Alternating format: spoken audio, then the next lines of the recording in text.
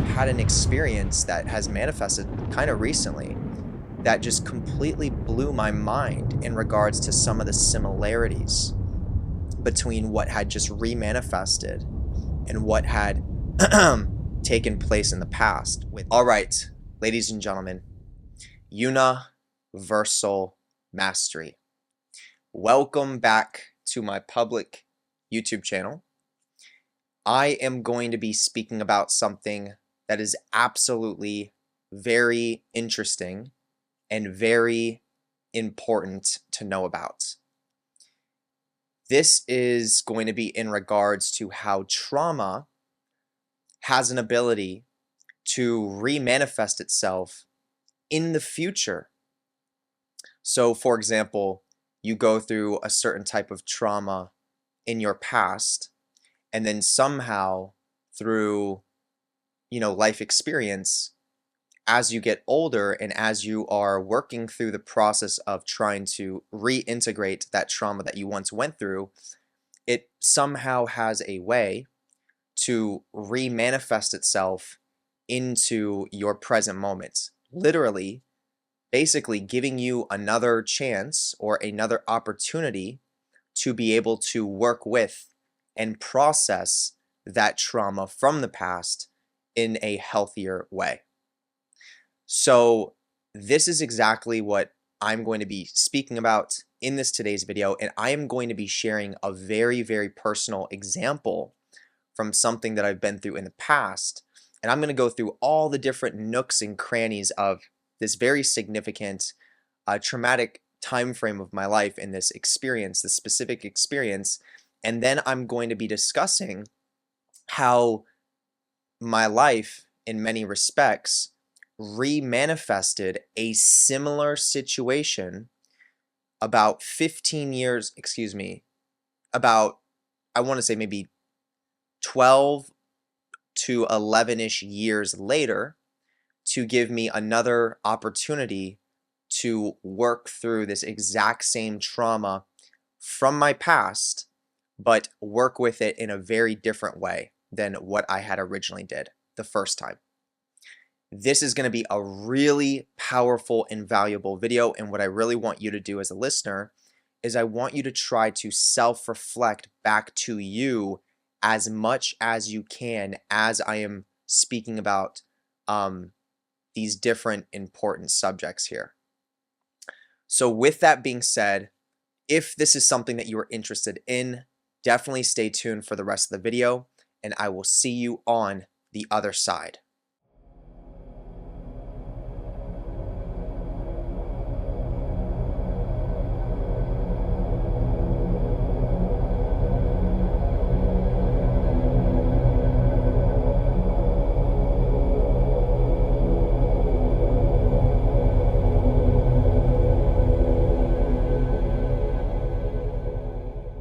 Alright, before we get started, let me first start with introducing myself, just in case you don't know who I am. My name is JeremiahJSchwartz. I am a professional occultist. I am fully initiated in the entirety of the Kabbalistic tree. I'm studied when it comes to the 22 major arcana of the tarot deck. I'm studied when it comes to planetary energies in regards to astrology, and I'm also very aware of trauma and its relationship to the nervous system. All right, so let's go ahead and let's get right into this topic at hand today. Very interesting topic. So as I said, I'm going to go very deep into my past, and I'm going to be breaking down a very specific trauma that it is that I've been through, that I've experienced, that played a very significant role in my self-development as a whole, and taught me a very powerful lesson, but obviously was one of the hardest time frames of my life. So there's a lot of sensitivities in this area within my past, but I don't mind sharing that because there's also a lot to learn from some of these things that I've experienced. And this was definitely a very unique situation. I don't think everyone has been through this type of experience. But I'm going to be really going into that, and then I'm going to be explaining how more so in present times, more so in recent times, an experience that is very similar to what I went through in the past has shown up into my life as I am now a different person, and I was able to really work with that trauma in a very, very, very different way. And I was able to heal it and ultimately let it go. And I'll be explaining all of this in this today's video. So let's go into it. So I'm going to start here. So I'm going to start with going into this trauma from my past. So around the time of 14 years old is when my parents separated, and this was a very traumatic moment for me because the entire family dynamic that I grew up in was completely changed, and I felt abandoned by both of my parents. My mom left my dad. She ended up moving into an apartment that was the people that were just living in the apartment had just gotten evicted. So we went from living in a fairly big house to now my mom left and she's now living in this evicted apartment, and there's holes in the wall. There's people that drew on the walls. The railings are torn off the walls, and she was able to get in there and stay for very cheap rent. And, during that time, my mom also ended up having to get basically like a full-time job, and she also started drinking a lot of alcohol during this time frame as well, and I think probably taking other things as well, maybe like maybe like prescription medicines. So I went from like having a mom that was always at the house generally, to now I felt like she was never there, like she was completely gone. And the way that she kind of separated from my dad was very traumatic too, because she left him and then basically took me with her. And she said that my dad was not allowed to know where she lives, and that I was not allowed to really be in contact with my dad for for a period of time because he was dangerous. So apparently my mom thought that my dad had a gun in the house and that he was potentially going to be dangerous if she left him and potentially shoot me or shoot her or shoot himself and something in that nature. That wasn't the case, but that's what she was thinking was going to happen. And that was very traumatic for me as well, because it's like, I go from, once again, living with my family, thinking we're a family, to now this whole thing has just kind of hit like an avalanche, basically, out of nowhere. So I felt abandoned by her in that respect because she was so busy, trying to survive and trying to cope. And then, when time kind of cooled down a little bit, I started going back over to my house where we originally lived, and I would be with my dad. And what I noticed is that my dad was very different with me. There was something very different. And that difference was in many ways, he carried a resentment and a jealousy towards me, as if I was the reason that my mom left him. Now, this jealousy and this resentment that he had towards me was actually something that roots way farther back, between him and his father. There's always been like a string of jealousy that kind of runs through that side of my father's family. And it was never resolved, so it ended up passing down from my father to me. And at the time I'm only 14 years old, so I don't understand like what's happening, and I just want support and I just want my family back. But I noticed my dad's behavior towards me sort of changed, and I was expecting him to help me understand, what's going on, why did mom leave you, what's happening. And he didn't have space or capacity to, sit down with me and help me understand what was going on, but rather he would just work a lot. And then when he was, for the most part done working, he went right back into the dating market. So about, I want to say 6 months after my mom separated from him and divorced him, my dad gets, my dad's now in another relationship with another lady, and she's coming over to the house. So it's almost like he's completely just trying to wipe all of this out of the memory as if it never even happened. And meanwhile, I'm sitting there at 14 and I'm like, my whole life is getting like completely destroyed in front of my eyes, like everything I knew, and I'm feeling completely abandoned and I have no idea what's happening. And then it ends up getting to the point where we ended up having to give away. I had 2 cats at the time that used to live with us. I had a dog and 2 cats. And my dad didn't want to keep the cats anymore now that my mom was gone because he didn't want to take care of them. And I was willing to take care of them, but he'd said he didn't want to have the cats anymore. So I had cats that I had also grown up with for a very long time, and we had to give the cats away. And that was tough. That was really rough.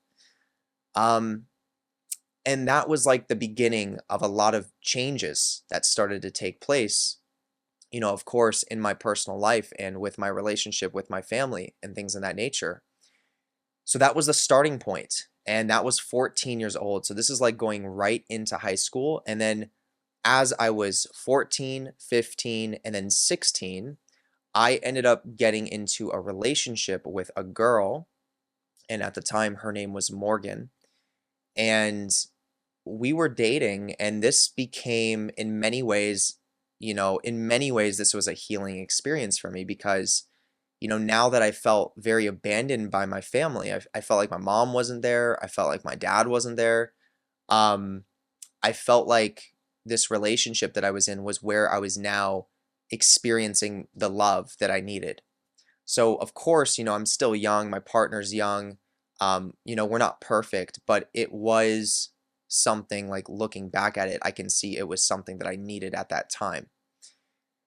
And, there was love there, even though it absolutely wasn't a perfect relationship. So we ended up dating for about 3 years, up until the age of like 17. When I was 17 is when I ended up actually breaking up with her. And I broke up with her because, um, all the trauma that I had from, my parents separating and the way that my dad was now treating me and watching my mom drink herself to sleep and like not be okay, you know, and all the other thing. I mean, so many other things, but all that emotion, I didn't know how to handle that. I didn't know how to process that at all. So I more like subconsciously, I was doing things that I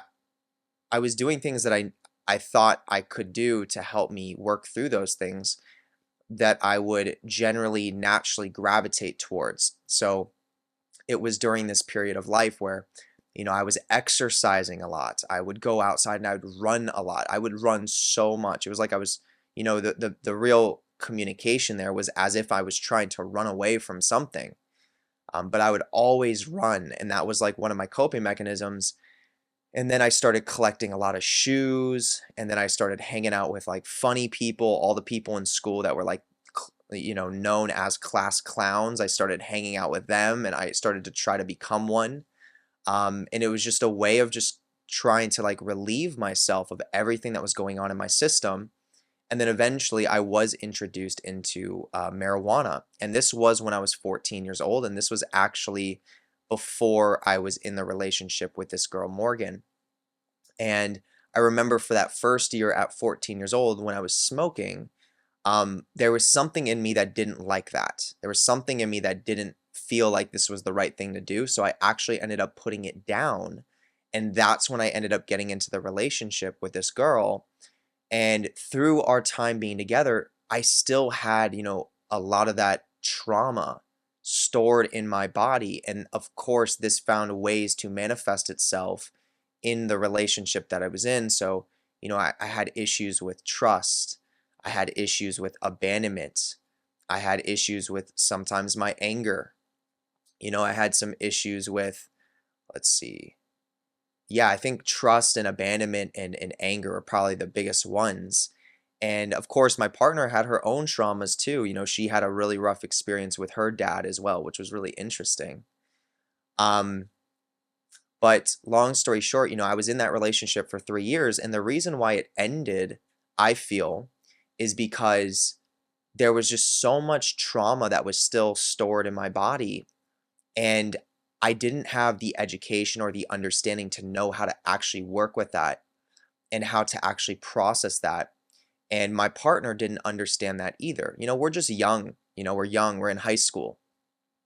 So I felt like on a personal level, me being in that relationship wasn't allowing me to go deeper into some of those wounds that were inside of my body. Now, this was definitely something that was more subconscious. I wasn't conscious of this is the reason why I may need to end this relationship, but I think that's something that I could sense inside of myself. So it seemed like in many ways, our relationship ended in a very natural way. It didn't seem like it was forced. It didn't seem like it was something that was not supposed to happen, looking at it. Looking back, I'm very appreciative of that relationship, but it did end in a little bit of a destructive way. I mean, it was kind of like an argument that we had, and some other stuff happened, and then we separated. So with that being said, as I'm saying, the reason why I'm saying, I'm bringing that up is because I feel like that's why the relationship ended, because I needed to go deeper into myself. So this is where we're getting into the real trauma that I wanted to discuss in this today's video in relation to what has recently taken place in my life now that has given me a second opportunity to actually work with and process what I've been through in the past. So of course, me and Morgan, separate, and I'm about 17 years old. And that was hard. That was hard because we spent 3 years together, and she played a big role in my development. And I know I did for her as well. And it wasn't easy because I did love her very deeply, actually. And I know that she loved me very deeply. So that was tough. Now, shortly after we separated, though, what I noticed is that there was a girl that had ended up reaching out to me. I think she reached out to me through maybe Instagram or something, or maybe it may have been Instagram, honestly. And then she ended up somehow getting my phone number. Maybe I think I gave her my phone number or something. And her name was Shelby. And she was someone that I was familiar of because we actually ended up going to the same middle school. But the middle school that I used to go to back in the day, before we get into high school, it branches off into 2 other high schools. So it was depending on where you live. If you go to that middle school, there's a chance you either go to one high school, which was called Damascus, or another high school, which was called Clarksburg High School. And so I knew this girl because she went to my middle school, but we ended up going to different high schools. So I hadn't seen her, and I didn't know her personally in middle school either, but I knew of her. So she actually ends up reaching out to me, and she basically says something along the lines of hey, I think you're really cute. We should go see a movie sometime. And to me, that was a little bit strange because usually I don't think I was used to girls reaching out to me and basically setting up a date with me. I think usually it was the other way around, but that was interesting. And I was like, okay, all right, let's see what this, let's see where this goes. So we actually ended up getting together. And I remember she drove to the place that I was staying, which was, in my neighborhood in Clarksburg. At this point in time, I was spending, I think, a little bit more time living with my dad, who ended up selling our big house and moved into a smaller apartment complex. And she picked me up from there, from my dad's apartment complex.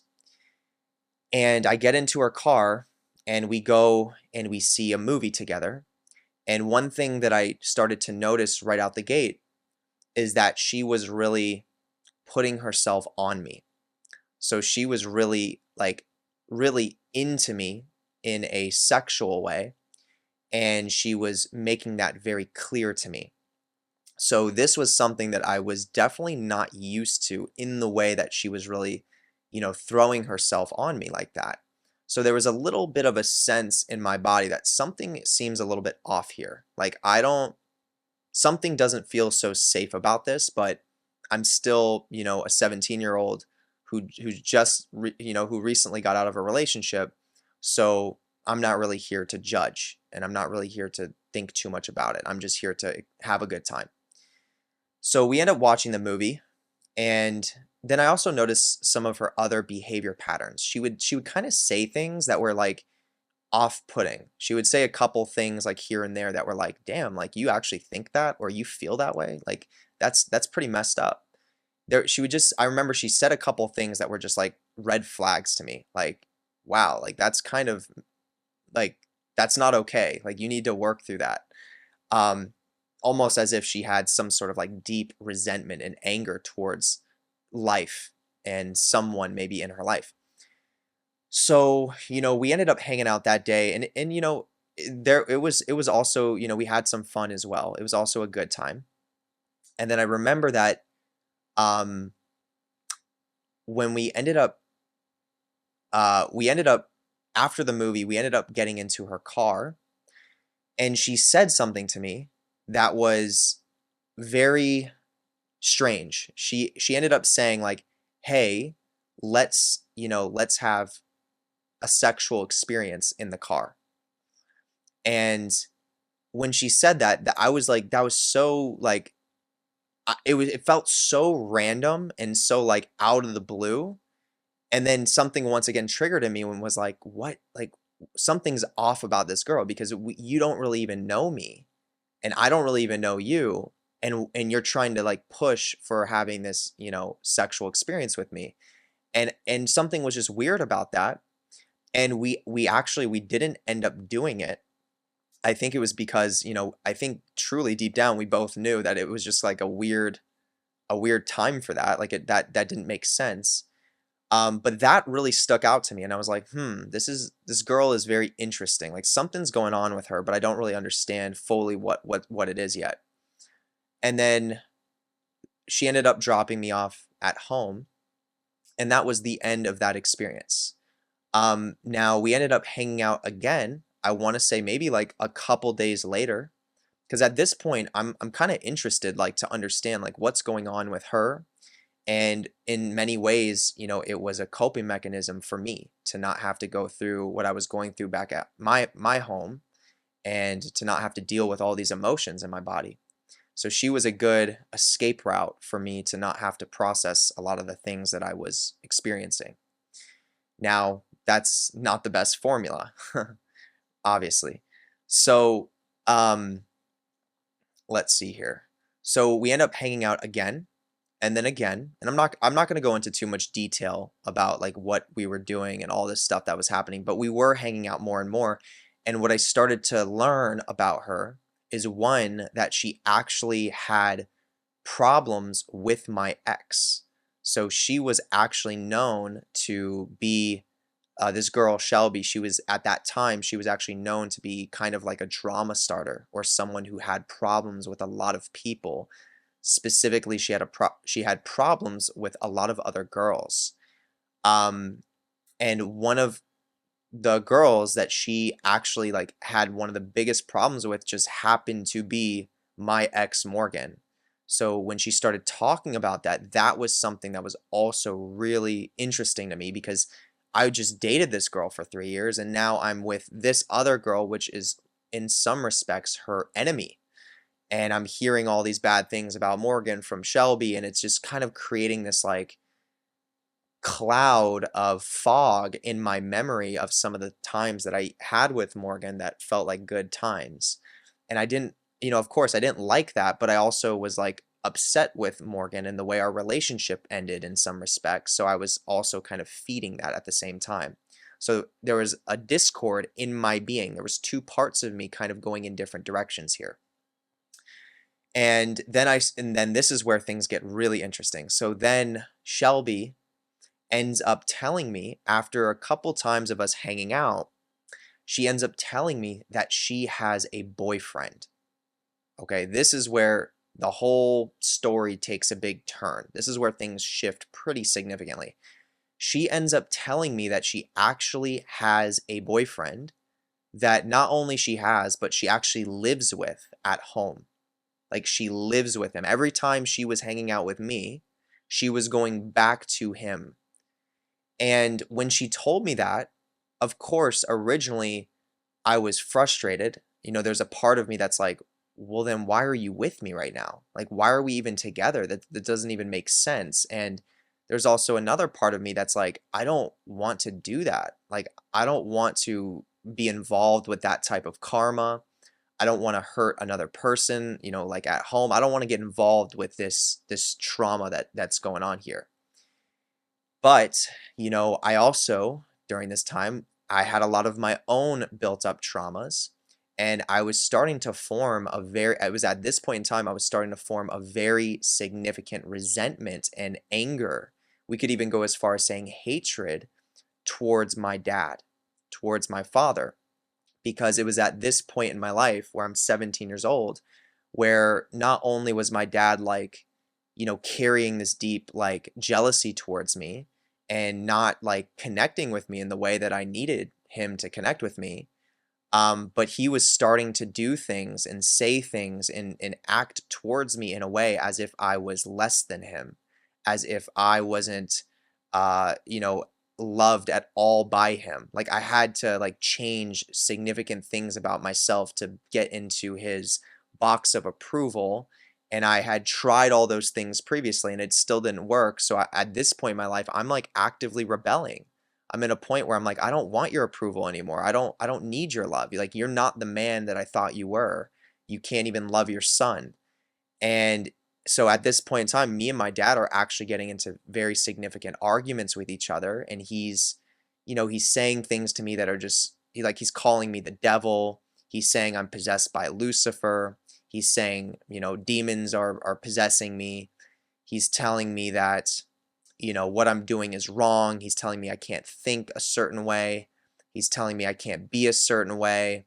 I think one of the biggest traumas that I actually get from my dad is that he's so good at what he does in regards to psychology. So my dad's a professional salesman, and he's the best at his job. He's like the top of the pyramid by far within his company every time he's in a company. And he's so good at like behavior patterns and speaking in some respects that it wasn't necessarily always the things my dad was saying to me that were the most traumatizing. It was the way he was acting when I would speak to him. So I just remember my memory now, like I would speak things to him and I would be like trying to like, I was coming from a place of trying to be connected to my dad because it's like, you're my dad. Like, I love you as your son. And he would like the way that he would respond to me was in such a way, like I would pour my heart out in some ways to just try to get that connection. He would just respond as if I was nothing, as if I was worthless. Like I didn't mean a thing to him. Like, oh, okay. And just like blow me right off. And it would always happen unless I said something that like fit me right back in that box with him. And then he would honor that, or he would connect with me in that way. But if I said something I felt trying to show him who I am, it was just like, you're a piece of shit. You're worthless. Don't even say that to me. You're sinning. Like, that's the energy he would give me. And that was so painful. And then meanwhile, my mom's over here, drinking herself to death, and I'm watching her die. And I'm hanging out with the wrong crowd and all that stuff. So it was, a lot of trauma, right? So that trauma that I was experiencing with my dad was subconsciously starting to manifest in me actually viewing other men as enemies or as people that need to be, or as people that are potentially dangerous. So when Shelby told me that she was dating a guy, and even though she's still seeing me, there was a part of me that was okay hurting her boyfriend by still seeing Shelby, because I was attributing that part of me to what I was experiencing with my father in the past. Experiencing with my father at that time in that moment in the past. And I continued to see Shelby. So in reality, my authenticity would have told me This is something that I am not comfortable with. This is something that I don't want to get involved with in a deeper way. So I'm going to actually choose to create a boundary with you, and I'm going to let this go. I appreciate you for coming in. I appreciate you for being here, but I'm not going to continue on with this.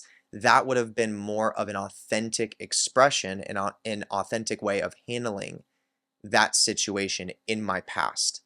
But where I was, based on the trauma that I had in my body, I was more into wanting to find ways to escape what I was feeling, which was using her as an unhealthy coping mechanism, and then also getting involved with her karma and getting involved with her drama that's going on with her and her boyfriend, and being willing to hurt him because I'm seeing his girlfriend.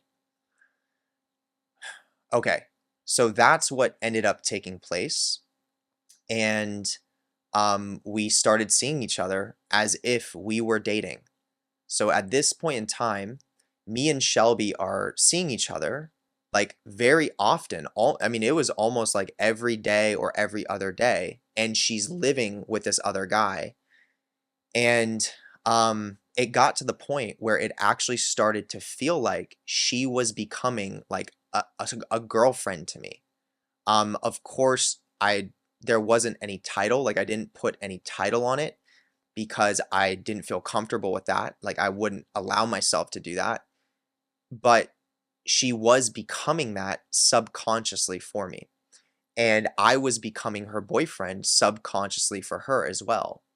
So at that point, she literally basically has two boyfriends, and I'm seeing her uh, as if she's like some sort of like mistress girlfriend. And it ends up getting to the point where she starts basically spending the night over at my place where I'm staying. So I would bounce between where my dad lives and where my mom was living. And because my mom would be at work, all day for the most part, I would invite Shelby over and we would hang out when no one was there. And then when it was nighttime, she would either spend the night at my place, or she would just end up going home really late at night. And so that started happening. And it even got to the point where it felt like, because we were getting to know each other more and more and more, although there's obviously a ton of unhealthy mechanisms and patterns that are going on between us, there was, a glimpse of light, and there was a glimpse of like, I could start seeing, why she was behaving the way she was in some respects. Maybe not so consciously, but I was becoming more subconscious of it. And I was developing a little bit more compassion towards her because I started understanding a little bit more about her upbringing and what she went through with her father.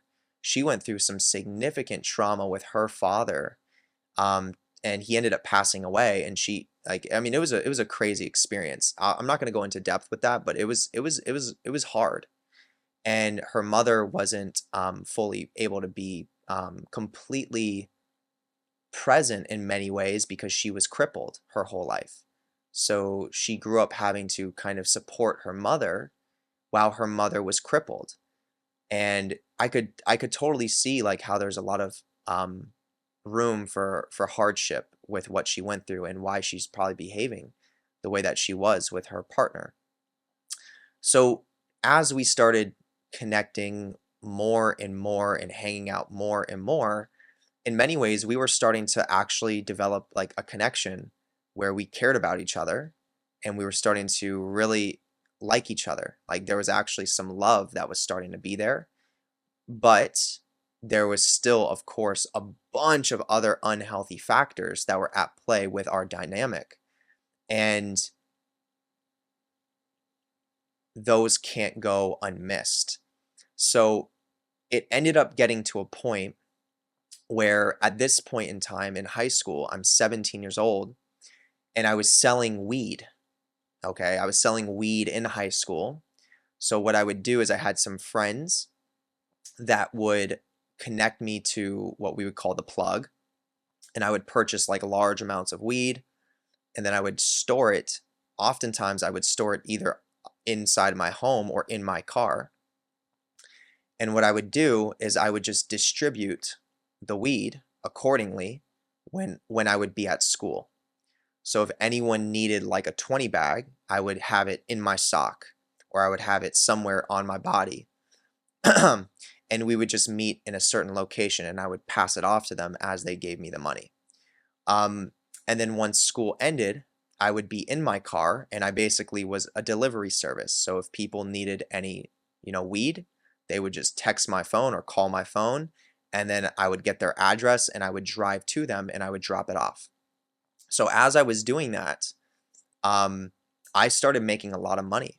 So I became one of the number one weed plugs in high school, where people knew if they wanted that, they could find my number and they could get in touch with me, and I would deliver it in a consistent manner. So as I said, I started making a lot of money from that. And at this time that I was doing that, so not only was I doing that, but I was also smoking a lot myself. So I was also smoking a lot of the weed and I was selling it. So I started doing this while I was actually seeing Shelby. And it got to the point where she would actually ride with me in my car. So she would actually be in my passenger seat, or we would be in her car. And she would be the one that was kind of bagging up all my weed and stuff and helping me weigh it out and everything. And I was driving while she would do that. And then we would kind of go through the process together of delivering it to whoever it is that really needed it or whoever wanted it. And this is kind of like how our relationship started changing in many ways, where it was almost like we were kind of in some respect running a business together. So I would go to the plug and Shelby would come with me, and then we would get home and we would measure everything out, and then we'd bag it all up, and then we'd be in the car doing it, and she would be helping me put it all together and kind of tracking the money and making sure it's all good. And there was, that in many ways, like as crazy as it sounds, there was a feeling that felt good about that, because I felt supported by someone, and I trusted her in respects to, like, she didn't want to take any money from me.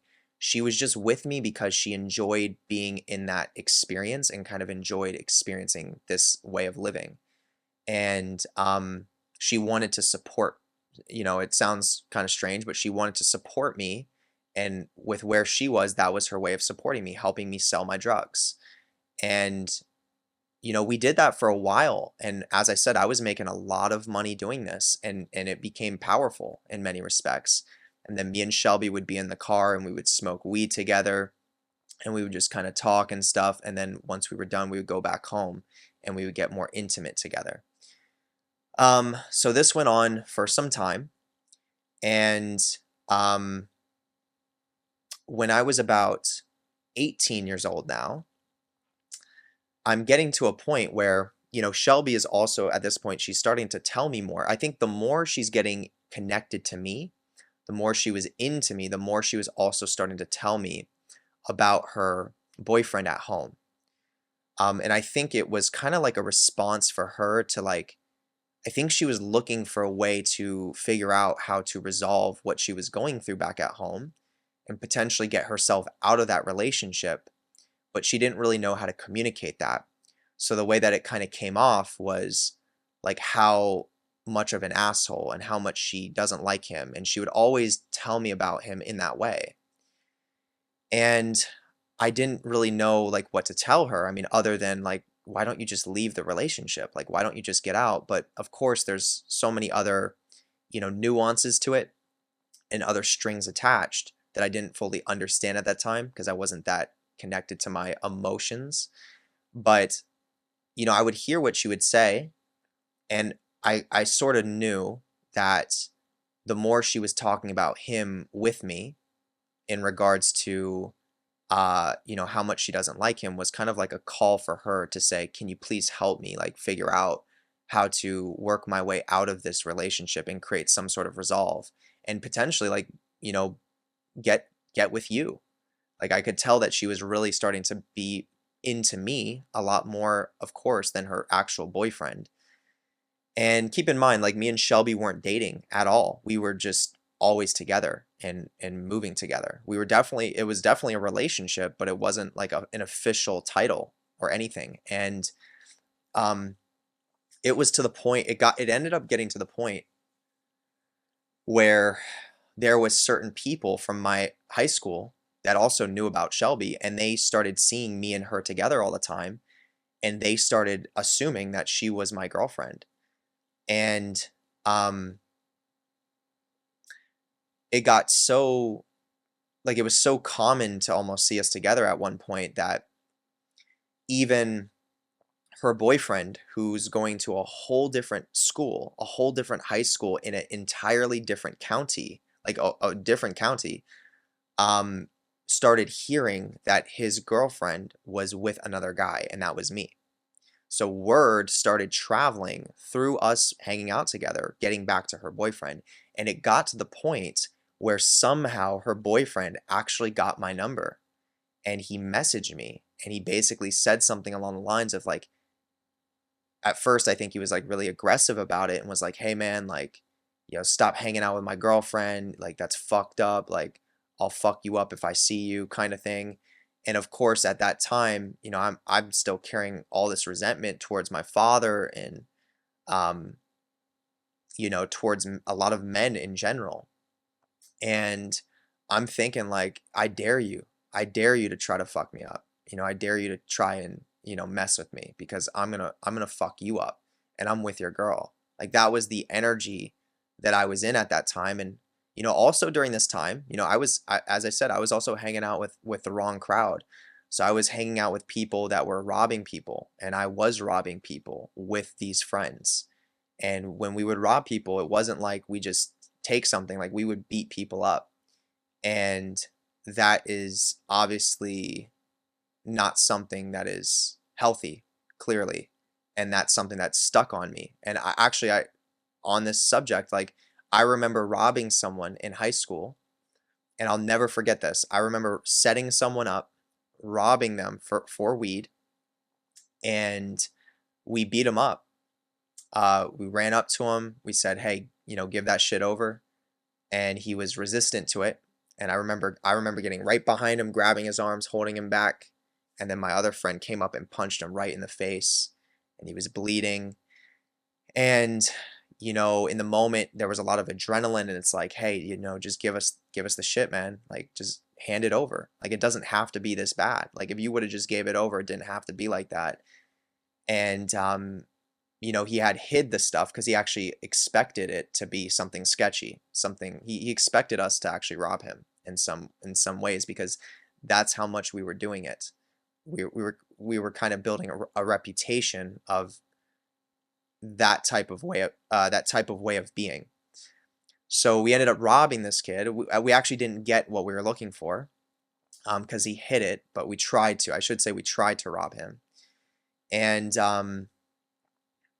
what ended up happening is later that next year, so I think this was during summertime, during the high school phases, that next year where we're all back in school, I end up having a class with the kid that we tried robbing, and my seat is right next to his. And of course, that's like an extremely awkward situation, but it was in that moment that I realized, I made a mistake. And it was in that moment that I realized, like, I don't want to do that. Like, this is karma. The fact that I now have to sit next to this kid that I did something with that I feel shamed about doing. Like, the true me would have never did that. It was just like this anger and this hatred that was building up in my body. And um, I just remember like having that class with him, and we didn't really talk at all, but I definitely like wanted to show through my energy that like I'm sorry. And I didn't at that time I didn't have the vulnerability to be able to apologize. I didn't.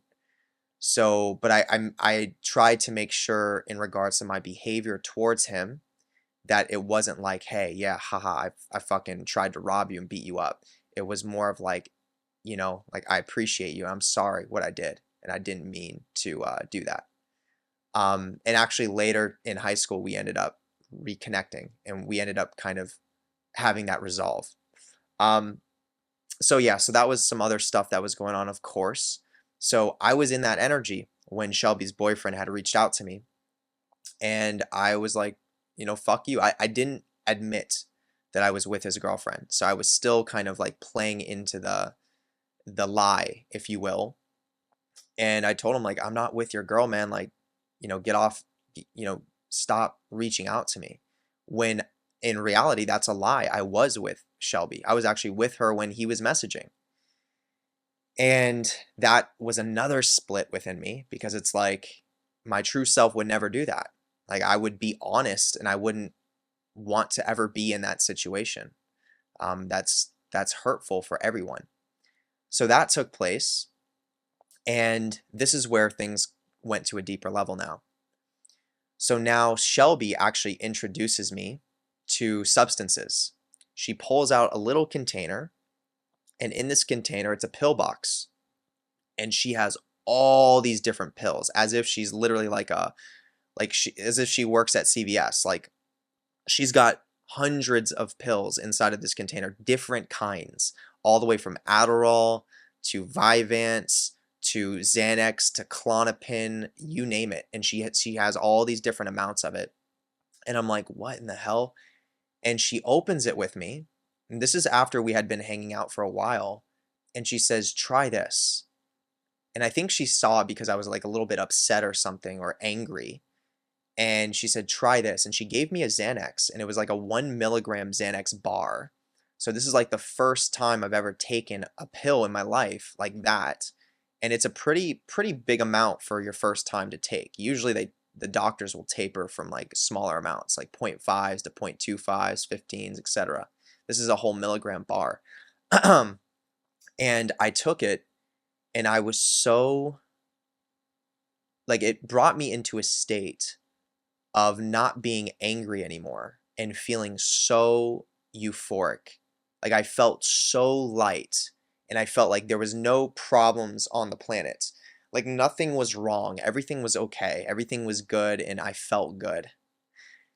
And I will never forget that feeling, but I also felt very out of it at the same time. I felt like, even though I feel so good, it's like I'm in a dream, and I feel like I can't be completely attentive. Like, I'm kind of dozing out a little bit, but it feels so good, and I like being in the dream. And I remember I was hanging out with her, and she was driving when I had taken this. She was basically watching me as I was going through that, because she knew it was going to hit me very hard. And, that was what it was. Now, there ended up being a time when Shelby ended up giving me a Xanax, and I think I had actually asked for it too. So I started to get a little bit hooked on it. And I ended up taking a Xanax with her. This may have actually been like the third time I took it. So it would still hit me really hard. And I took it, and it was just me and her, and we were actually at my dad's place, and he wasn't home. So we were downstairs in the basement on the couch.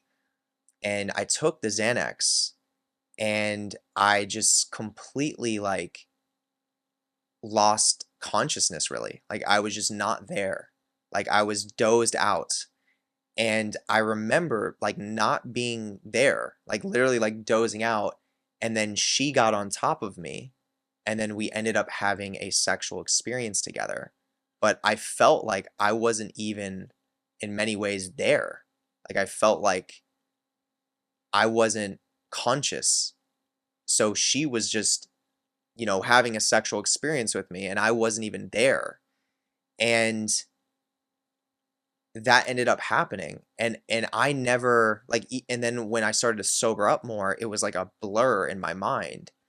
And I never thought about it. I never thought about like how much that could potentially affect someone, even as a guy, because you don't really think about that as a guy, like how an experience like that could actually cause some sort of like problem within the system. Because at that time, I'm 18 years old, and I'm thinking, like, I'm the man, I'm having sex with hot girls, and I'm doing my thing, I'm making a lot of money, etc. So that ended up happening, and but really, truly, it felt like I was taken advantage of.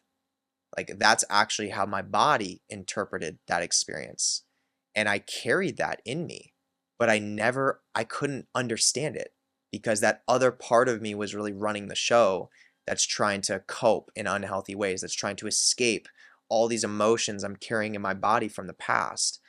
But now I just re-traumatized myself by doing this, by taking the Xanax in the first place, and then watching it bring me into an experience where I was just literally taken advantage of. And she knew, like, there's no doubt in my mind that she knew that I was not conscious. Like, I wasn't in my body completely when that was happening. And usually, if that, obviously, if that ever happens, you would never want to, initiate a sexual experience with somebody in that state. Um, but at the time too, it was very different. You don't really think about it, especially as a man. Like, you don't think about that as being a male or a man. You don't think about being taken advantage of by, a woman or another person sexually. It's just something you didn't, at that time at least, I didn't think about. And once again, it took me years to really realize, wow, I actually was taken advantage of, and I felt like that affected my psyche in some way, or that caused some form of a trauma for me. So that ended up happening, and then the pills became a habit. So I was taking a lot of Xanax with her from this point on. And this is where things really started to go very deep downhill, where I would take the Xanax and I would feel really good, but once it wore off, it's like I became more of a monster. I became this, like, really dangerous person. And what ended up happening is, I mean, I was getting into, like, beefs with people that I should have never been getting into trouble with, just because it's like, why would I even do that? Why does that matter?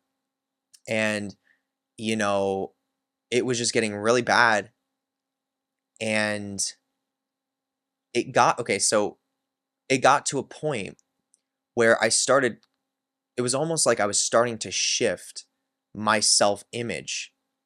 Like, the way that I was seeing myself, there was a major shift in my self-image. So with all the trauma that was getting stored down or repressed down, and then the adding on of new trauma from this crazy dynamic, the Xanax was like helping me to escape, or in many ways, I guess, disassociate from the trauma that was coming into my system. And of course, the trauma that was already there from the past. And not only was it helping to, like, push this all down, but it was creating more circumstances that were bringing more trauma in.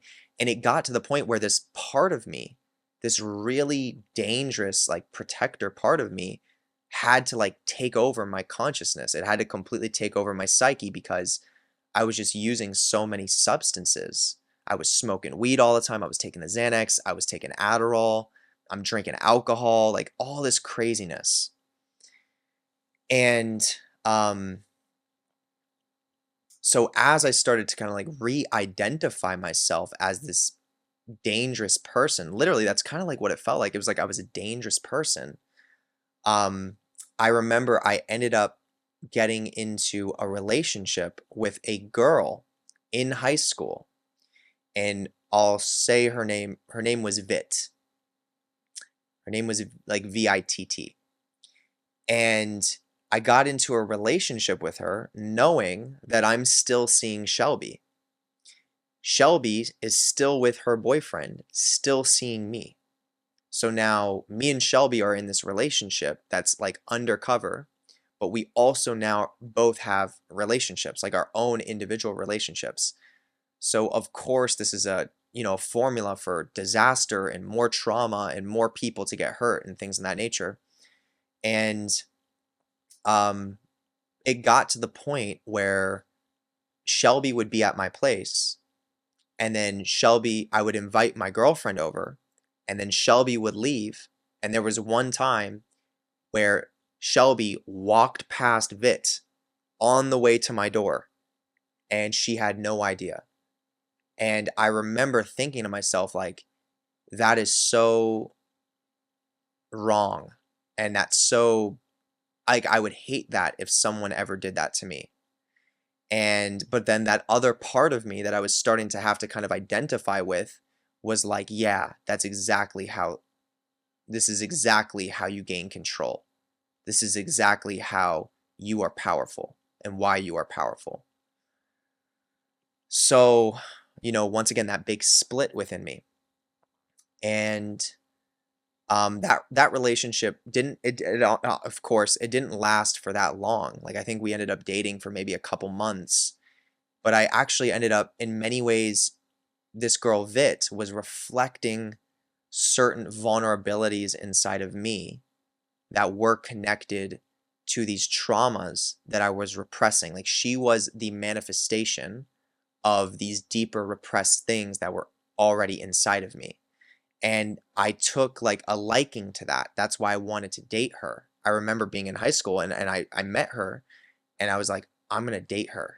And I said it, and we ended up dating. And I think it was for that reason. Like, there was a deeper reason why. And, so even though we didn't date for that long, there was still, like, I was seeing that more vulnerable part of myself. But then that other part of myself that's trying to protect me from everything, because I'm making all these crazy decisions, and it's trying to assume my consciousness by being dangerous and being in control in any way that it needs to. That part of me is what's kind of battling with me internally in many respects, but also with my external relationships. So now it felt like I'm starting to get into like more arguments with, Shelby, and getting into more arguments with other people in my life. Like, I started drifting away from my friends that were actually healthy for me in many ways. And I was moving more towards the crowd that was not good. And then the relationship between me and Vit ended up coming to an end. And it was crazy how it ended, because the way it ended was actually a direct response to what I was doing with her. So I remember because, at this point, I had serious trust issues. Why did I have trust issues? Because look at what I was doing. I'm like seeing a girl that is actively with a boyfriend. So I'm also subconsciously telling myself that I can't trust women, or that I can't trust relationships. So I had those same issues, going into this relationship with Vit. And something was going on where she was like going out or something. And I had a feeling that it was up to no good. Like, I had a feeling that something was off about that. And I was right about it. That feeling I had was right. But I had a feeling like something doesn't seem right about you going out right now. And I said something about it. And it ended up turning into a huge argument. And we got into this huge argument. Like, it was massive. And it all blew up. And she ended up basically saying something, I want to say she said something along the lines of, yeah, I did go out and I did hang out with another guy. And that's what I had expected. I had a feeling she was going to do something like that, and she wasn't being honest with me. So in that way, I was right. But the reason why I brought myself into this situation is because I was already in energetic resonance with it. I was doing it myself with her. So looking back, I can completely understand why that happened and why my intuition was right about it. And it was showing me what I was doing. It was just happening right back to me. It was karma. So she ended up saying that to me, and I was like, oh, okay. So you want to get with another guy, and you think you can do that with me without there being any like consequences in regards to like how you feel? Okay, cool. So then I ended up telling her, not just telling her, but showing her that I was with a girl the whole time that me and her were dating. And the way that I actually ended up doing that was wild. This is something that is like wild to say, but it is absolutely something that I did in the past. And it was that part of me, once again, that is like in this control mode and in this need to like dominate everything and protect myself at all costs. But I actually had a video of this girl, Shelby, having a sexual experience with me that she actually told me to record. And it wasn't like it was oral sex that she was giving to me, and she told me to record it. It wasn't something that was I didn't even want to do it, honestly. It wasn't something I was into, but she told me to do it, which was interesting. But I had that video on my phone, and um it was just that, right? It was just that's what it was. A video of me recording myself getting oral from this girl. And that part of me ended up sending the video to Vit right when we had this huge argument and we had just broken up. After she had told me that she saw another guy, I sent that video to her of me getting oral from Shelby. And that was clearly, looking back, that was a major mistake. And that was not, something I would ever do, from an authentic space. But it's crazy how these things happen, because things happen for a reason too. She gets the video. Of course it hurts her. It makes her hurt. But she also sends it to another girl in my high school that just happens to be enemies with Shelby. And that girl also happens to be one of the biggest drama starters in the entire school. So Vit sends the video to this other girl that then puts it on Twitter. So next thing you know, I'm getting messages from Shelby telling me, like, freaking out, like her life is over kind of thing. And I'm like, what are you talking about? Like, what's going on? And then she sends me a picture, like a screenshot of the video that she told me to record of me getting oral from her, that is now on Twitter, and it has thousands of likes and it has thousands of retweets. And I'm looking at that and my face isn't in it, so no one knows it's me. I mean, you only know it's me unless you know it's me, in the sense of, like, if you knew me personally, you knew I was hanging out with her, Shelby, you would probably assume it was me. But no one else really knew who it was. I mean, it was just it was just me. And yeah. But Shelby, her entire face is there. Like, she's in the picture. She's in the video. Like, clearly it's her. And the craziest part about it is that in the wildest way, this is what brought everything to its close. So it was this experience and this circumstance that brought all the karma to everyone who needed to receive it. And what obviously it devastated, Shelby's reputation, because she didn't really want people to know that she was cheating on her boyfriend. Obviously, no one does. But when that video came out, her boyfriend got the closure, and Shelby's reputation was destroyed as being like a loyal partner, which is understandable, because she was not, and what she was doing was not appropriate. It affected me because it made me realize, like, wow, I got to watch what I'm doing with what I'm putting out there, and I got to watch what I'm doing with what I'm sending to people, because I never wanted it to go on social media platform. I never wanted that to happen. So it made me a little bit more clear with, okay, I'm never going to do something like that again. And then it also ended the relationship that me and Shelby had, because there was just so much behind it that it just didn't really make sense for us to, keep being together, because I couldn't commit to Shelby because I knew what she was doing with her boyfriend, and that's just not, it wasn't something I could have done. And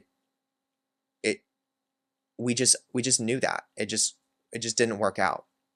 So we all got our form of karma from that experience, and it put me in a position where I was like, I need to take a step back from all of this craziness and, like, all this weird dynamics and toxicity in many respects.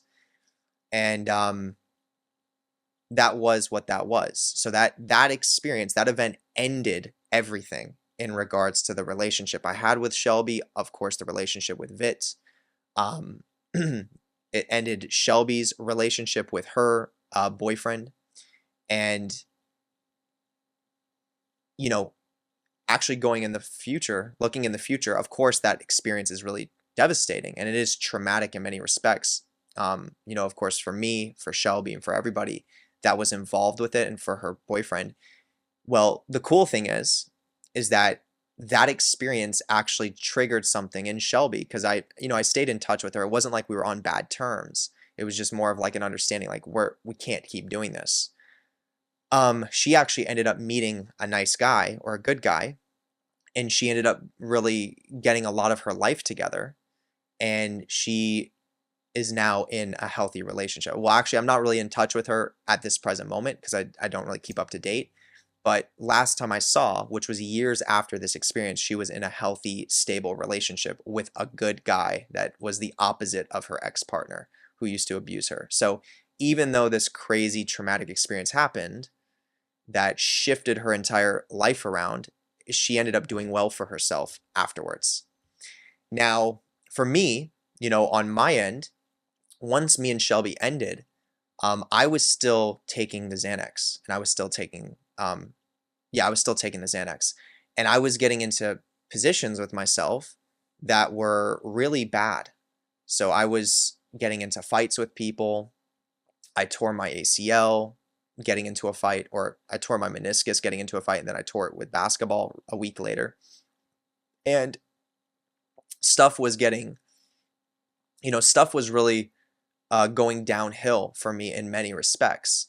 And as I said, like I was getting into a lot of fights, like physical fights, and the Xanax was really supporting this like behavior in me of, once again, holding down these emotions and then identifying with this like destructive part of myself that's just trying to like protect me at all costs and control everything. And I'm hurt, like now that like Shelby's not there anymore, and now that I feel like I'm in a position where it's just me against the world. Like it kind of felt like that, even though that's not really at all what it was. Like on the surface, I would have looked fine, but internally I was so hurt, and hurt with what was going on with my family, and hurt with the way my dad was with me and all this stuff. I just felt so disconnected and so not understood, and shunned. I felt like abandoned. I was I was just reckless, and I was out there to hurt people the way that I was hurt. Like after that whole experience happened with the video getting leaked, it like shifted something in me to be more angry even. And of course, as I'm saying, the Xanax is also supporting all of this, and then smoking weed on top of it and all that stuff. And I got into this big fight with a group of people, and it was during prom time, and it was absolutely my fault. Like everything about this fight was my responsibility. I was up to no good. Um, at this point in my life, I went to prom with this girl who wanted to go to prom with me. I heard that she wanted to go to prom with me, and then I asked her, and in my mind, like I thought that if we're going to prom together, that means we're gonna end up, you know, sleeping together that night. And this is like my 18-year-old self in high school thinking that. And I'm you know, I'm taking her, I'm taking this prom date very seriously. Like I'm very nice dressed. I'm, trying to connect with my date as much as I can.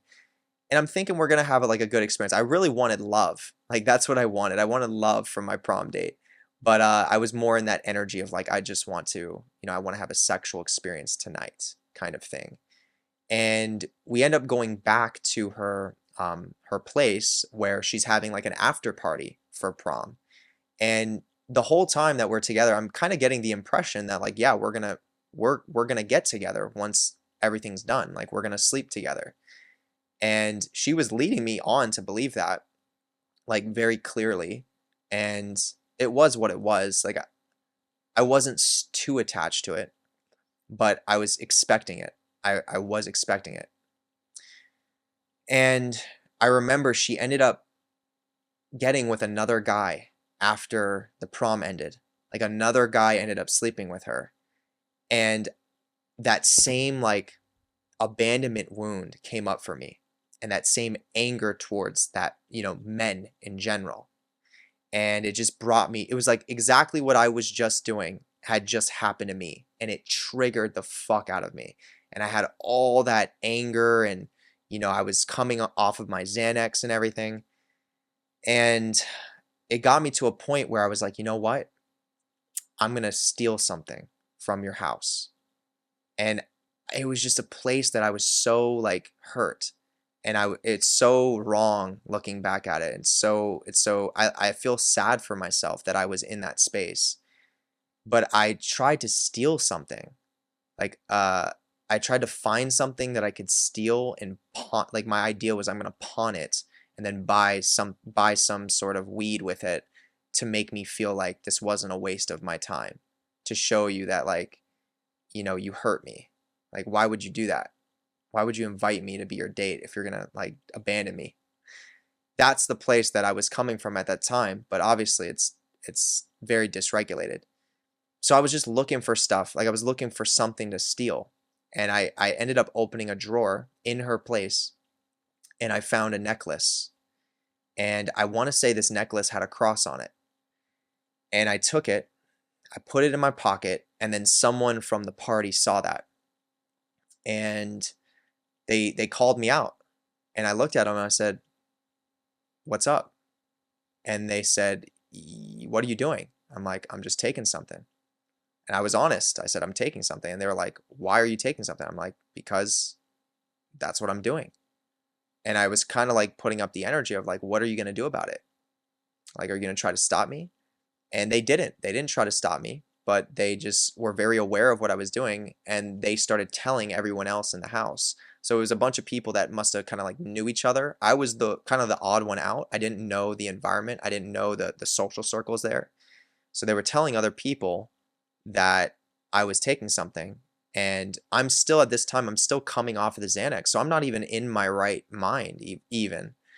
I'm just like angry. I'm just so angry. At this point, I'm so angry, like I don't even care. I'm just like, I don't even know if I want to live. And I'm leaving her place, which I'm familiar with the area because I lived in the general area, and the place that I lived is pretty far. So I had a long walk home. And I think that was another reason why I was so angry. I had to walk really far to get home. And I remember though, I'll never forget this. As I'm leaving with that necklace that I stole, I cross the street, and then that other vulnerable part of me says, "You don't want to do this." And I remember stopping and just being with myself for a second and realizing I didn't want to do that. So I took this necklace that I had just stole, and I walked up to a tree. I don't know why I did this, but this is what I did. And I dug a hole next to this little tree, and I buried it next to the tree, and then I put gravel back on it. Now, looking back, I definitely believe there's something very ritualistic towards the subconscious mind for me doing this. Like, remember, I think that necklace was a cross, and I buried it right underneath this tree. Tree could be significant of the tree of life. The cross could be significant of, going through a big cross in regards to my life in general, like a big cross from my deep subconscious to the conscious mind to work through things, understanding that inner abyss, right? As they say, crossing the abyss. So I buried it and I left it there, and I realized like I don't want to do this. Like I don't know why I did this. This is crazy. And I ended up walking home, and I sort of just let it go. I was like, you know what?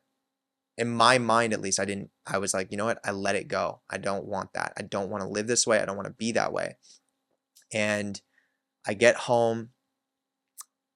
I end up taking a nap because I was exhausted. I didn't really sleep that night.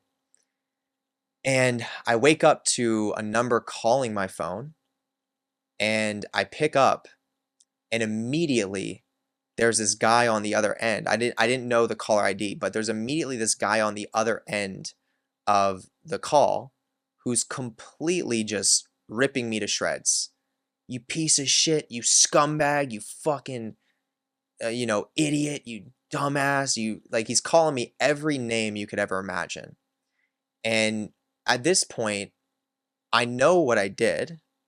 I know that he's so this guy was from the party, and he was one of the people that heard that I had stole the necklace, and he's calling because he's trying to defend his friends. He's trying to defend the girl and her house and in that nature.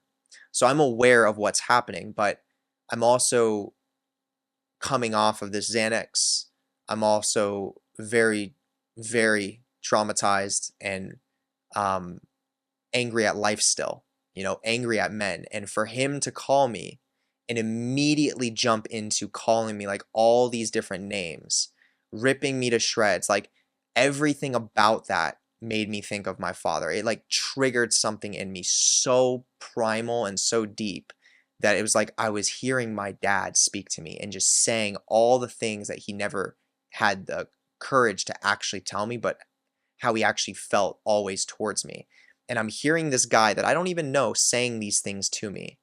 And I remember like something shifted in me, and that protector part completely took over my psyche. And I told him, and I said, "Where are you?" And he's like, I'm at the place." I said, "I'll be there in 5 minutes." And that was it. And I hung up the phone. I go out to my car. I am so angry, and I'm literally ready to kill someone. Like literally, not even kidding. And I'm headed to my car, and the craziest thing, as I'm walking to my car to get in it to go meet back at that house where all that stuff was, where the after party happened, where I stole the necklace. I'm going there to go fight this guy and kill him, basically. As I'm walking to my car, just so happens to be one of my friends from high school, who is actually the friend of mine that introduced me to weed in the first place back in freshman year. He just happens to be at this girl's house that's like right across the street from where I was staying, where me and my mom were living. I remember the area we lived was called Elm Street. And I'll never forget that, because every time I thought about it, I thought about the Nightmare on Elm Street and Freddy Krueger. That's what this place was for me. But looking across the street, there was a girl that was basically seeing my friend, and they would see each other. They weren't in an official relationship, but they were seeing each other, and he would occasionally be at her place. And it just so happened to be that as I'm walking to my car, not only is he at her place, but he's on the balcony, and he sees me walking to my car, and he goes, "Hey, Jer." His name was Kyrie. He's like, "Hey, Jer. What's up?" And he could tell that he could tell that something else was in me. He could tell that I was not in a space where like things are calm. He goes, "Hey, Jer, what's up?" And I tell him, and I literally say it. I say, "I'm about to go fight somebody right now." And he goes, "No." He's like, "Wait, give me 2 minutes. I'm coming." So this was actually one of my best friends in high school at that time too. And he comes down from that balcony, and he's not alone. He's with 2 other of my friends as well.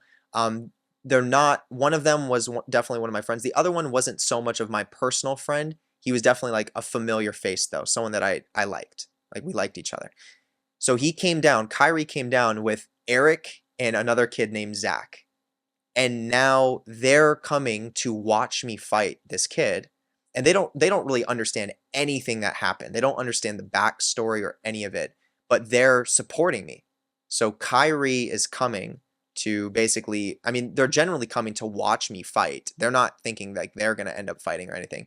So that's the main reason why they wanted to come with. But overall, I thought it was wild how they happened to be on the balcony while I was walking to my car, and it ends up making a lot of sense how wild that was in the long run. So they get in my car, so now it's me, Kyrie, Eric, and Zach. It's 4 of us.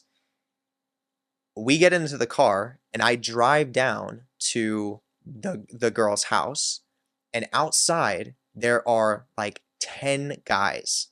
10 or maybe 15 even guys, all from the party. Remember, this was an after party, and they all know each other, and they're standing outside. And I'm thinking that I'm about to get out of this car, and I'm about to do a one-on-one with this guy that called me and said all these crazy names to me and everything. So I get out of the car and I'm furious. I'm like ready to kill. And as I get out of the car and my friends get out of the car, I walk straight to the guy that was on the phone with me. And he's got all his boys standing behind him. And I got 3 of my friends right behind me. And I'm basically telling him, let's do it. Let's go right now. And I'm putting my hands up ready to fight him. And immediately what he does is he pulls out a knife and he's holding a knife like pointed at me. And in that moment, that part of me that was already trying to kill is now in a different mode, ready to kill without any remorse. Because now the way that I was interpreting that is that this guy wants to kill me. So in many respects, he was just a reflection of what I was. Because when you pull a knife out on someone that's trying to fist fight, that's a different message you're communicating. You're saying, I'm willing to kill you. I will stab you and you might bleed to death. So I could see now, even as I'm saying this, that him pulling that knife was really a manifestation of that part of myself that was going to kill him.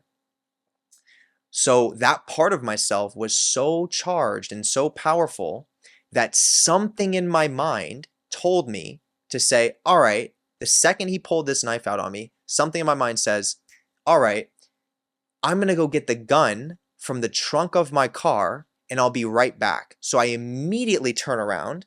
I'm going right to the trunk of my car. And guess what? The reality is I don't even have a gun. I didn't even have a gun in the trunk of my car, but my mind came up with this idea knowing that it would trigger something. So I turn around while he's holding the knife towards me.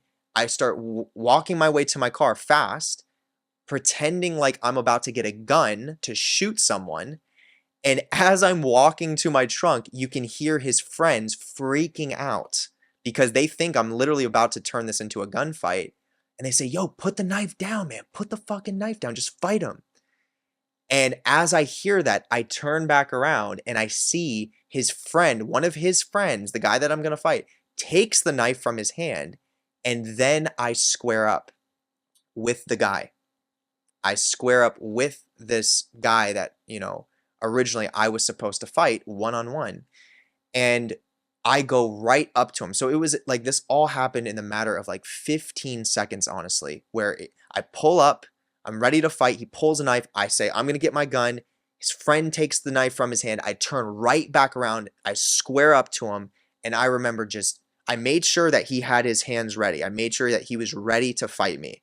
I wasn't going to hit him until he was ready to fight. And he put his hands up, ready to fight. We engaged. And I remember the first thing that I did was literally the first thing that I did was I hit like a hook. I hit this big hook coming this way and it connected. So this was like a hook of hell. Okay, this hook was so strong and so concise and it just completely connected with him. I mean, it just boom, no matter his hands being here, it just somehow completely connected. And then not only did I hit that hook, I hit him with another going the other way. So it was like literally I was squared up and I went boom, boom. And I remember hitting him so hard, seeing his entire jaw go one direction. And then literally, I'm not even kidding, the other hit coming the other way brought him back the other way. And I remember feeling his head going one direction and then turning the other way. Now, I can't believe that he wasn't unconscious from that, but he ended up falling to the ground after those 2 hits. It was the first 2 hits of the fight, and now I'm on top of him, and that part of me is like possessing my system, and I'm literally about to kill him. Like I'm actually about to probably beat him to death. I was literally about to start just hitting him and hitting him and hitting him and hitting him. By divine intervention, his friend, who ended up taking the knife from him, who happened to be like a 6 foot 6'2" football player who he wasn't like super jacked, but he was definitely, he had weight on him. He was heavy. He was a linebacker. Happens to run behind me as I'm on top of his friend, hitting him. Happens to run behind me and tackle me from the back where I'm not expecting it. And I land, I don't fall, but I land on my legs, flat limbed. So my leg was completely straight when it landed, and that tore my meniscus right there. But there's so much adrenaline going through my body that I'm not thinking about that. I didn't even notice it. But he came through and tackled me in that way, and that's how I tore the meniscus. And he was doing it to keep his friend alive, really. So I can see the honor in him stepping in. But what that did for my friends, and this is so crazy, I learned such a deep lesson with this. For my friends that were standing by my side watching the whole fight, everyone's watching. It's like almost like a coliseum of guys watching this, like supposed to be one-on-one. Now that this guy comes in and tries to tackle me, this just turned into a brawl. So it's no longer a one-on-one. And my best friend, Kyrie, immediately starts running. This was like such an eye-opening moment for me, but he ended up running down the street because he was afraid that everything was going to start popping off. And remember, we're standing in front of like 15 guys. And crazily enough, even though there was 15 guys on that other person's side, only a few of them jumped in. So only like 2 or 3 of them actually jumped in to fight. But my best friend is running because he's afraid that everyone's going to start jumping in. Now, the craziest thing is, one of my friends who was with me as well, his name was Eric. He's the smallest friend that I have. Not the smallest friend that I have, but he was the smallest of us. He was tiny. He was like 5'6". He's the first one that steps up to get my back, and he steps up to the 6'2" linebacker. So the linebacker comes to tackle me, and he's throwing punches at me as well from behind. Eric steps up first to get my back. Eric throws a punch at the guy while he's trying to get me. The guy turns around, picks Eric up, and throws him on the ground. Now, I'm watching this. I just watched Eric jump in and just get thrown on the ground. So and this is all happening like all at the same time. As I'm recovering like in that second from getting tackled and punched, I'm turning around and I see the guy right when he throws Eric down, and I give him one of those hooks to the ribs, and he stops. And then when I say he stops, something happened when I hooked him in the ribs. I could tell something just happened inside of his body that made him realize I'm not going any farther. But then my other friend Zach stepped in after Eric got thrown on the ground. That's when Zach jumped in, and Zach gave him a punch to the nose. And Zach was pretty good with his hands too. He was pretty skill. He had a pretty good skill set when it came to fighting. So Zach came in and punched him in the face as well. And so all of that had just happened. My best friend, though, is still running down the street. And the littlest guy was the first one to get my back. And right after Eric gets thrown on the ground, I punch him in the ribs. And then Zach comes in to get his back and punches him in the face. This lady comes out of her house, and she's like, "I called 911. The police are on their way. What are you doing? Stop all this." And it gets all of us to just kind of stand there, and we're like, okay, so the police are on the way. And we kind of just threw the punches that we need to throw. We felt like we got some of that anger out that we needed to get out. At least I did. And it was like, okay, this is done. And the 2 guys that were the most aggressive, I beat one of them up, and then the other one just got beat up as well, basically. And all the other guys were kind of, they weren't really willing to jump in unless those other guys were the head of they were basically the leaders, and the leaders just got beat up. So now everyone else that's there is like, I don't know if I want to really step in because everyone's getting beat up out here. So me and my friends, I mean, we're just standing there, and the lady is like telling us like the police are on the way, and she's like standing in between all of us. And we're like, all right, it's done then. So we get in the car, and then those other guys, they step to the side of the road. And as I'm driving off, um, there's this one guy that comes out of the house, and he screams something along the lines of, "You fucking pussy, I'm come fight me right now." And that part of me just kicks back on as I'm driving away. Like, I'm literally driving out the road, about to leave, and I slam on my brakes because I heard what he said. And you should have seen his face when I slammed on my brakes, because I literally slammed on it. My car went, "Chirr," and I literally was about to get out of my car and fight him, but I looked at him, and when I slammed on my brakes, you could see his face. He didn't expect me to do that. He didn't actually expect me to step out and fight him, but his face went from like being all tough to then shifting into, oh shit. And then you could also hear all their other friends saying, "Why the fuck are you doing that? Shut up, man. Let him go. Let him go." And then my friends were also like, "Let's just go, man. Like, don't fight him." And I was just like, okay. And I drove off. And meanwhile, I have a torn meniscus and I still don't feel it at this point. Now we end up going back to where I was living, and we went back into the apartment where my friend Kyrie was staying with my other friends. Just happened to be that day.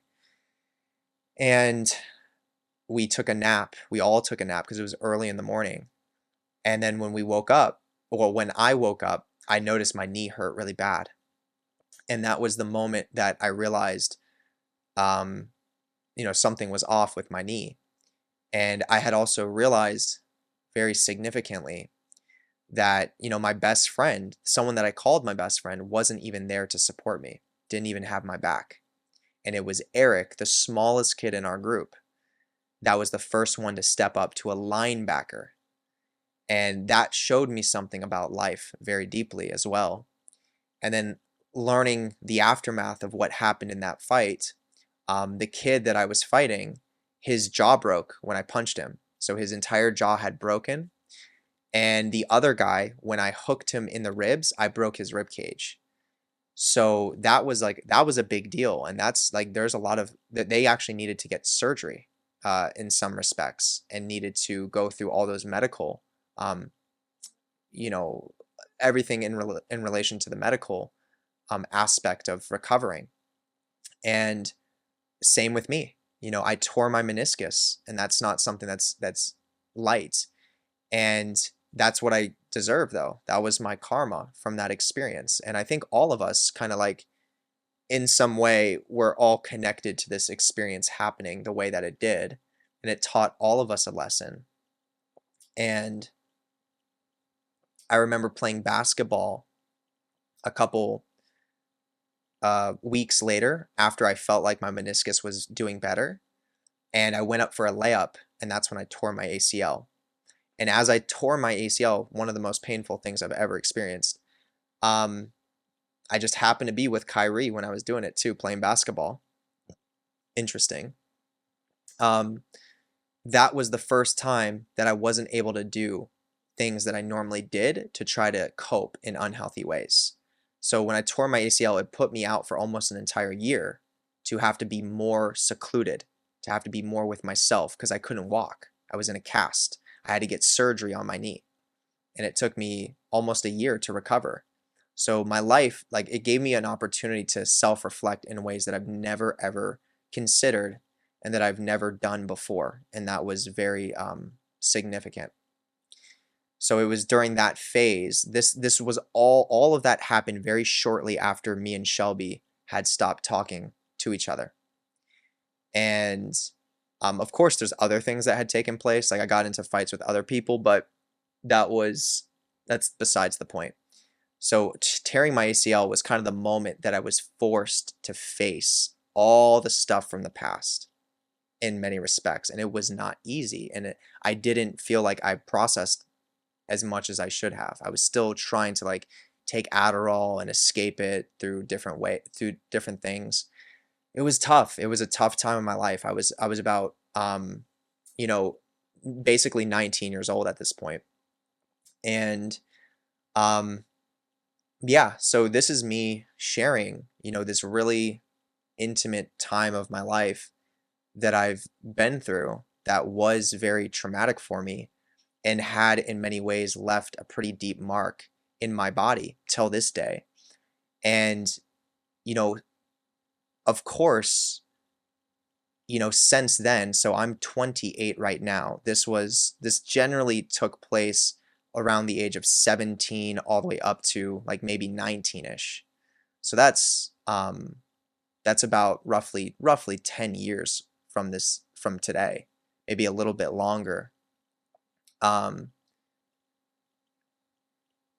so much has changed. I mean, clearly look at what I do now. Look at what I'm into. Look at what is important for me. I'm on this path of spiritual self-development and, trauma integration. And, there's been so many things that I've been doing more so in recent times to work through these past memories and these past traumas that I've experienced.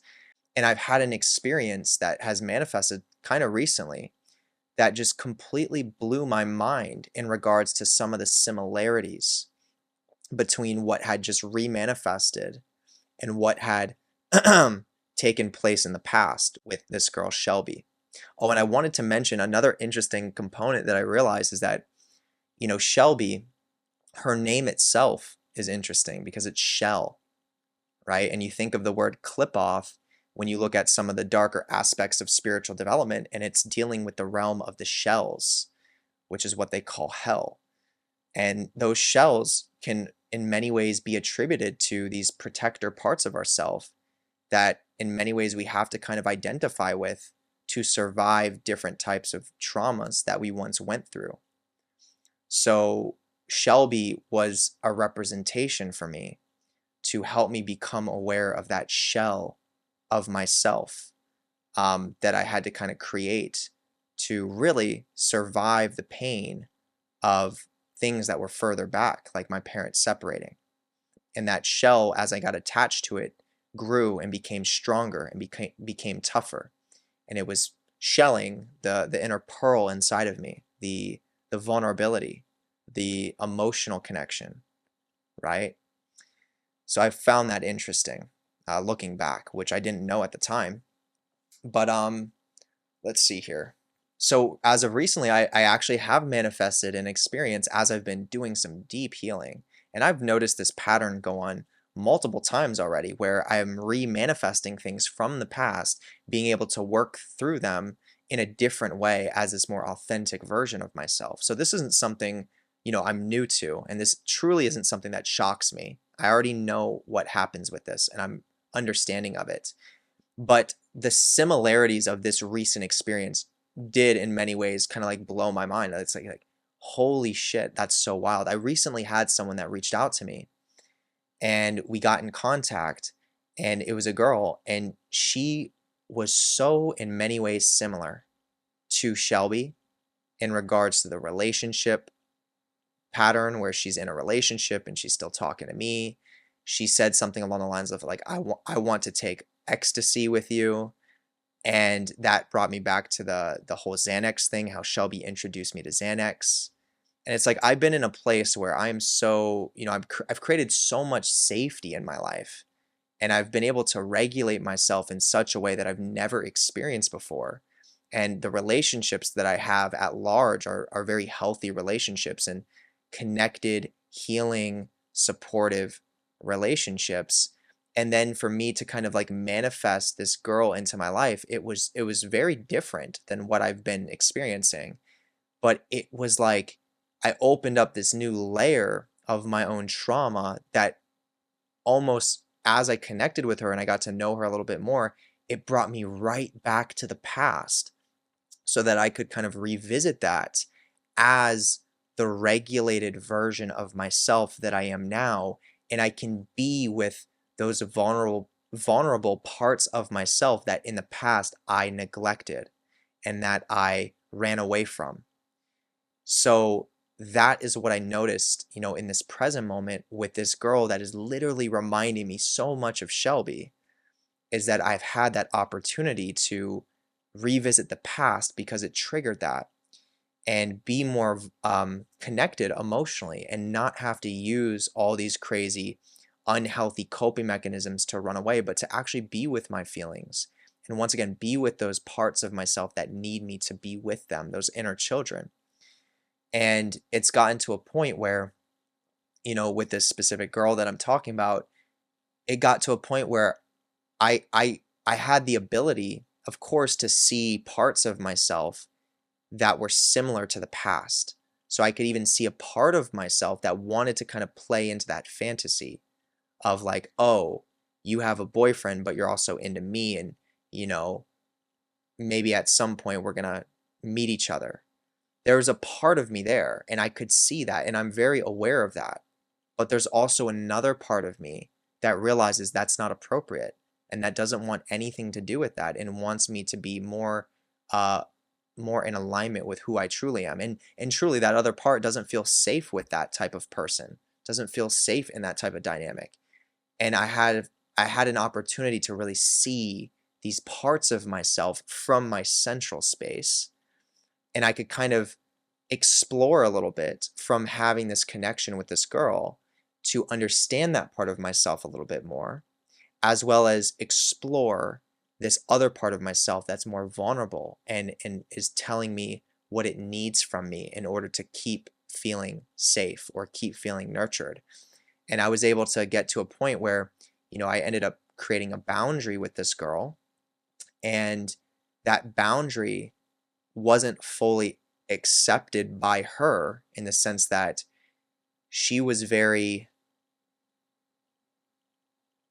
I guess we could say, controlling in many ways. She didn't respect necessarily the boundary that I created with her, because of course, for her to be in that position in a relationship, reaching out to me, telling me that she's into me and things of that nature, there's obviously a lot of foundational things that are off there.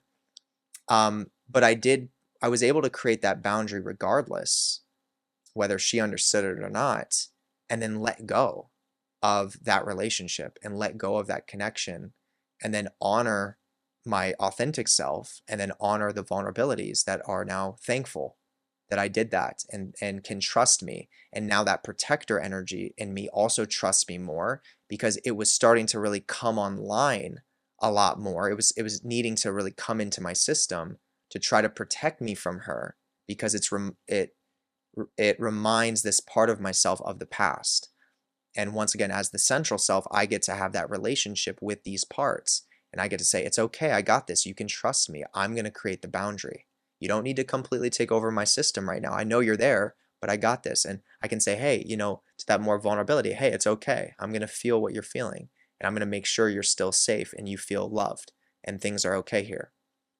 So this was something that I recently experienced, and it felt like a big closing, like a big completion of a part of my past that was very significant.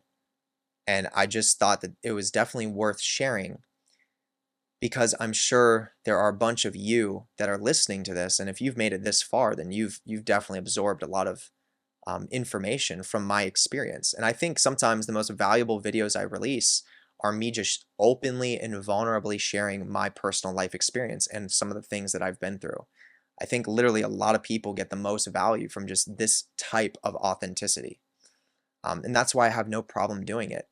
Sometimes, yeah, it can be a little bit uncomfortable, but I also enjoy talking about these things because, with where I'm at, I understand how this universe functions. I understand that being vulnerable and sharing these things only creates more value for you and for me as a whole. So I'm not too worried about it. But yeah, I felt like sharing this because I know there are a lot of you that can, in some ways, take what I've been through and apply that to your own life experience and things that maybe you've been through as well, and that can help you better understand some of these circumstances. Okay, so with that being said, this video is clearly long enough. This is one of my longest videos that I've actually, I think, ever recorded like this. Let me get a nice stretch. Hold on. Oh man. Okay. So we're going to go ahead and we're going to wrap it up there. So if you enjoyed this, if you really tell me, if you really enjoyed this type of video where I shared in this type of way, go ahead and definitely make sure you hit the thumbs up button. but also drop down in my comment section and let me know if this is content that you want to see more of, if this is like certain types of um, videos that you appreciate, because there's so many other things that I feel like I could share about my own life experience openly, that I also feel like would give value to you as the listener. So if you want me to make more videos like this, just let me know you're enjoying this. Okay. Also, hit the notification bell and make sure you get notified whenever I'm posting. You don't want to miss out. It's valuable stuff here. Hit the subscribe button and make sure you are getting subscribed to my channel, because there really is an energetic component that allows us to further connect to each other if you are subscribing. All right, we'll leave that there. Now, also, if you feel like there's anyone that you know that will gain value from this, feel free to copy and paste this link and send it to them. Okay, send it out. I encourage it. Also, I'm going to take your awareness now to the most important link. This is the first link in the YouTube description. This is the Patreon. On the Patreon, I have over 260 exclusive videos that are only on the Patreon, that goes all the way down into really deep occult knowledge, and then all the way up to nervous system regulation and working on the fundamentals of self-development. Very valuable stuff. Definitely look into it. I mean, it's really important stuff over there.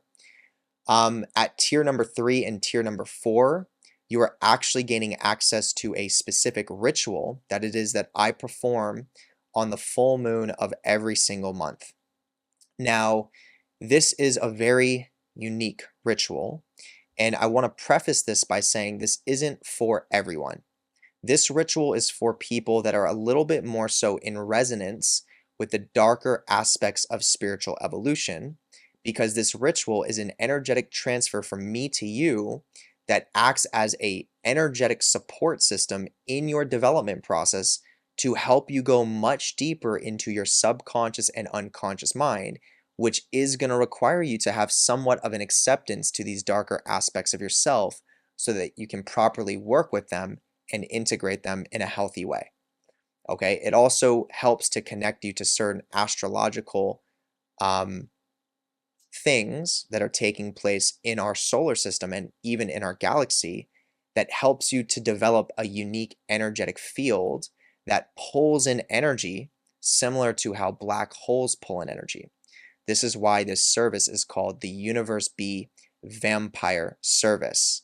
That vampiric effect is a magnetizing effect that happens when we work with what's called black hole energies.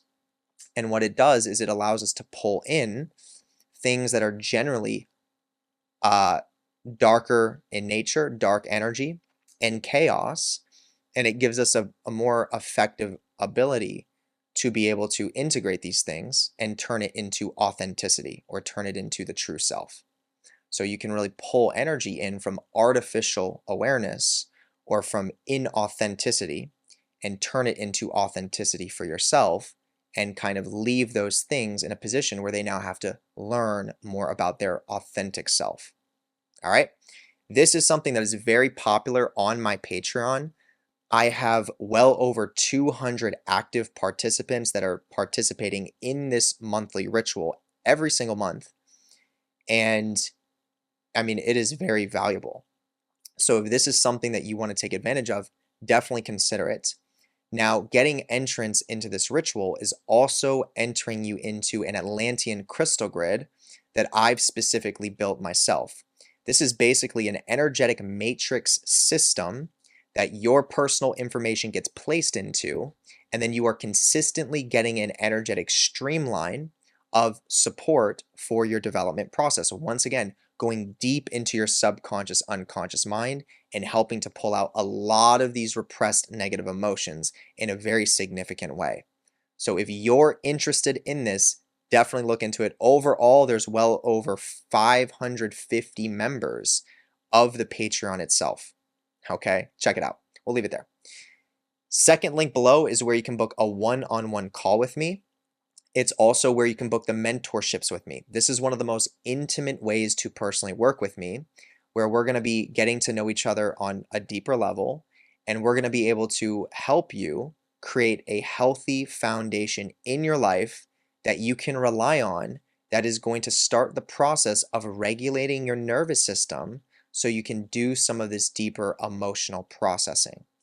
Once we really work on that and we get that going, then what we can start doing is we can start getting into some of the more occult initiatory practices, like going through Qlippothic initiations. Okay, so if you are interested in that, look into it. It's all in the second link below. Now, also within the same second link, there is an option to book a tarot card reading with Alexia, who is a really gifted tarot card reader that I personally have doing all the readings on my channel right now. Because of that, she's very gifted. And she can help you understand what's going on right now in your life and what to expect in your future in regards to your self-development journey, and also relating it back to Kabbalah to give you some Kabbalistic perspective on some of the energies that you are currently accessing.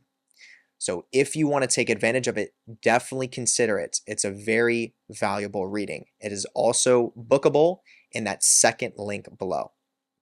Third link below is what is called the LUCIFERS Foundation course. Now, this is a course that is a really significant and powerful course if you're someone that is looking to develop a relationship with the energy of Lucifer specifically. This gives you all the fundamental teachings and understandings that you need to have, as well as practices that you can literally apply for a specific time frame to start getting results while working with this energy. Okay, there's 11 different modules in it that you are literally going to have for the rest of your life, and tons of powerful, important education. So go ahead and look into that if that's something you're interested in.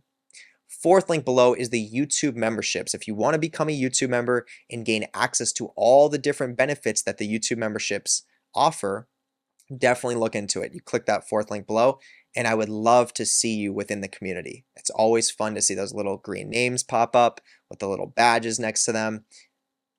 It's definitely a really fun thing. So definitely look into that. That is the fourth link below. Now, the fifth link below is going to be my book recommendations for you. This is a 4 ebook bundle that literally tells you everything that you need to know in order to understand what is going on with the initiatory process, all the way from the angels, the demons, the 22 tunnels of Set, the 22 archetypes, the tree of life, the tree of death, all this valuable information in this easy, digestible, understandable place to read and to go over. So if you are interested in that as well, definitely consider that. That is the fifth link below. We're going to leave it there. Ladies and gentlemen, I hope you all have an amazing rest of the day or night, wherever you are, and I will see you in the next video. Peace.